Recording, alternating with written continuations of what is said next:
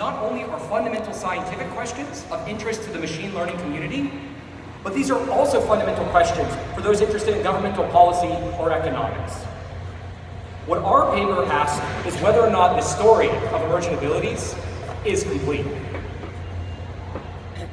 Specifically, if you look at these emergent abilities, you might notice something. That if you hone in on the metrics, all of these metrics are quite harsh. They give no partial credit. Exact match, for instance. Either you exactly output the correct answer, or you do not. There is no in between. And so, it seemed, when we looked closer, that many emergent abilities appeared under metrics that non-linearly or discontinuously scored models' performance. For instance, we found over 90% of emergent abilities on Google's large-scale Big Bench. We found that over 90% of emergent abilities observed under 2 metrics.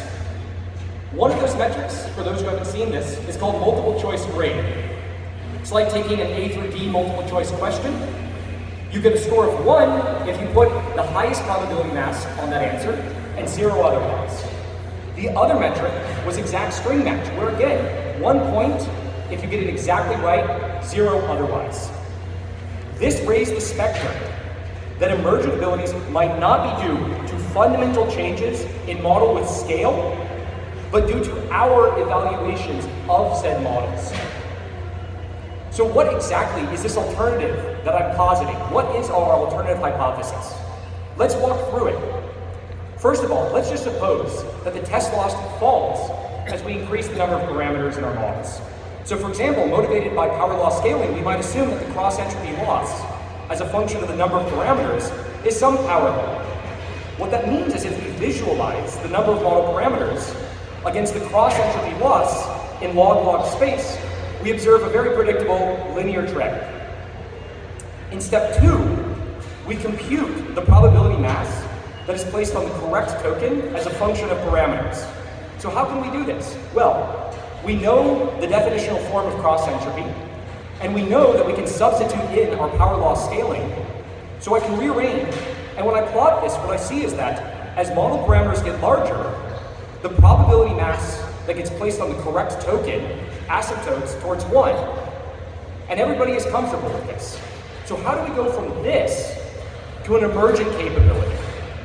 The answer is, we might choose a metric that non-linearly scores model performance. For example, suppose that we want to add 2 5-digit numbers, and we're going to measure performance with accuracy. What scaling should we expect?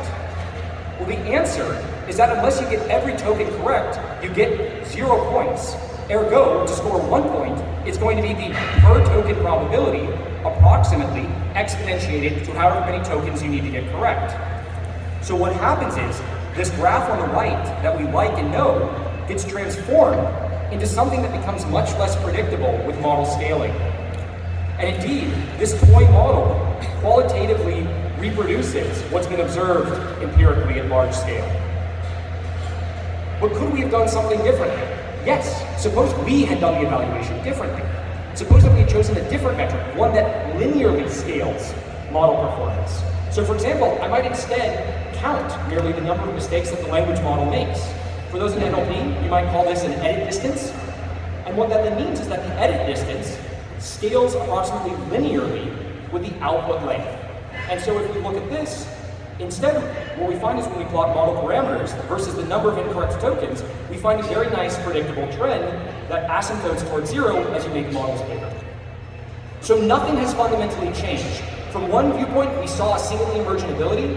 From a different viewpoint, we removed it. Of course, it's not just about linear and non-linear metrics. It can also be discontinuous metrics.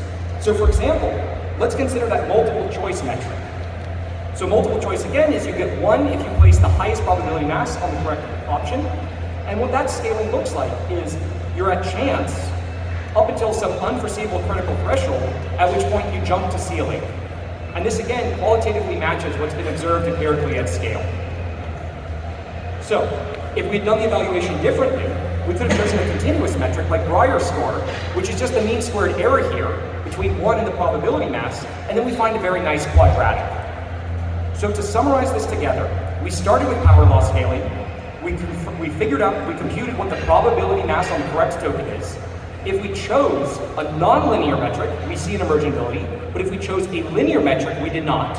Similarly, if we chose a discontinuous metric, emergentability, if we choose a continuous metric, we do not. And so this is our alternative hypothesis for emergentabilities. Now, of course, to summarize this, there's basically three factors at play here. One of them is the metrics that I focused on. Another one is that of statistics, about needing sufficient resolution, measuring discreteness in order to accurately estimate the performance of models. And then third and finally, the third confounding factor is evaluating too few small and medium-sized models. So, up till now, this has been Ryland's hypothesis. Do we have any actual evidence? And the answer is, in our paper, we considered three different types of evidence. We made and tested predictions using the largest publicly available model family at the time, GPT-3. We did a meta-analysis of published metrics and emergent abilities at Google's Big Bench. And third, we induced emergent abilities in toy minuscule networks on vision tasks. The reason why we did this is because prior to our paper, we didn't know of any work that had found emergent abilities in vision tasks. So to induce them intentionally was quite novel. So let's walk through this. Let's first talk about the predictions that the toy model, the mathematical model makes. The first is that if you change the metric, you should get more predictable scaling. So here, again, model parameters versus accuracy. As I increase the number of tokens that the model needs to output correctly, we should expect to observe approximately geometric decrease in performance. So we start up here and then it falls. But if I change the metric to token edit distance, I should find this nice quasi-linear behavior. I'm now going to go test this in GPT-3. And that's precisely what we did. So here's accuracy, and again, here's the four models in the three family. And again, we find that as the target length gets longer, you find it decay geometrically in the length of the target. And then if I switch using the exact same data, fixed data, if I change the metric, I find very nice quasi-linear scaling. This is exactly what the toy mathematical model predicts. Moreover, there's a question about better statistics, yielding more predictable scaling. What the toy model tells us is that when we said the tiny models are unable to do the task, that wasn't quite right.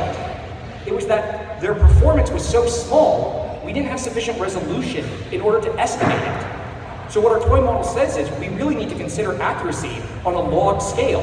And to estimate these quantities, we need some sufficient data to do so. So we scaled the amount of data, and again we find that if we separate into log scale, we find a very, very nice separation with predictable behavior. Second, we conducted a meta-analysis of emergent abilities on Google's Big Bench, and what we found is that across many, many, many metrics, we could not find emergent abilities.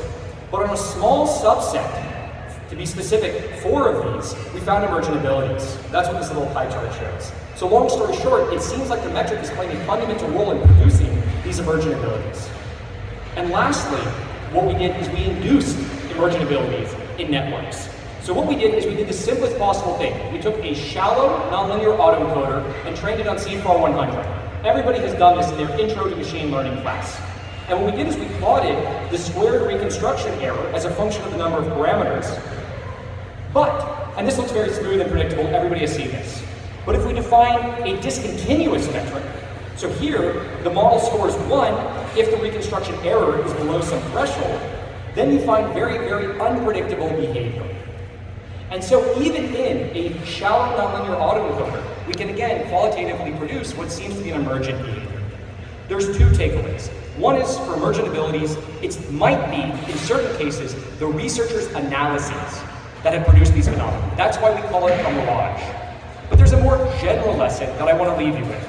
The more general lesson is that if you want to predict changes in model capabilities with increasing scale, you need to consider the interplay between known scaling properties, the amount and quality of evaluation data, and the specific metrics and evaluation processes that you have available. So with that, and with gratitude to all my collaborators, and everyone here for attending, thank you.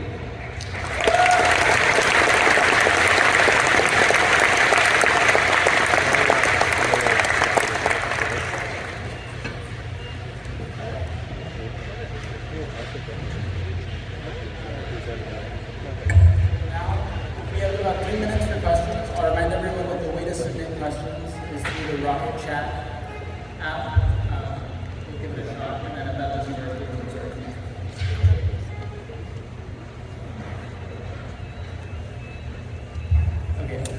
seems like there are some issues with chat, so please come to the microphones if you have a question.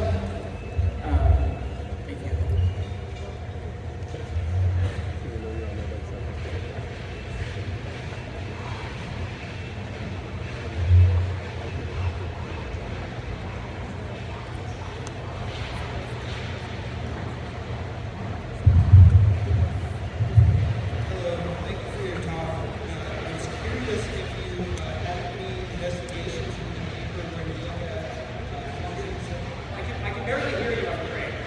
Is this better? All right, great, thank you. Thank you for the talk. I was curious if you had any examples in the paper where you looked at functions which had multiple discontinuities rather than a single one, and if multiple abilities would emerge in that case, or if you could make a projection. In the paper, we didn't look at any such behaviors. There is excellent work by Ethan Caballero, I think at Mila, who looked at the so-called broken neural scaling laws, where you might envision that there are multiple scaling laws with different regimes of size. So while we didn't look at that, there is literature on this. Great, thank you.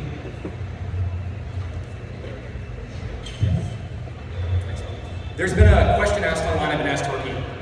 Why isn't accuracy a good metric for models' utility for arithmetic questions? We don't grade arithmetic quizzes according to edit distance, for example.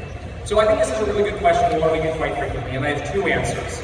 The first is, I wouldn't say in the specific instance of arithmetic, I wouldn't say that we use accuracy. I agree that we might not use edit distance, but the point is, if I asked you to do an arithmetic question, and you forgot to carry a 1, I wouldn't say that you're unable to do arithmetic. I would be willing to accept that sometimes people make mistakes. More generally, though, the principle of why is accuracy a bad metric? I should be clear, we're not advocating for accuracy or against accuracy.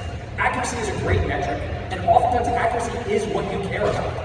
The point of our paper is that if you want to predict how models will change, and if you care about accuracy, then you need to think through, do I have enough data in order to measure how the model is changing with increasing scale? Accuracy is great, I have nothing against it. This is a statement about how do we predict accuracy in a robust way.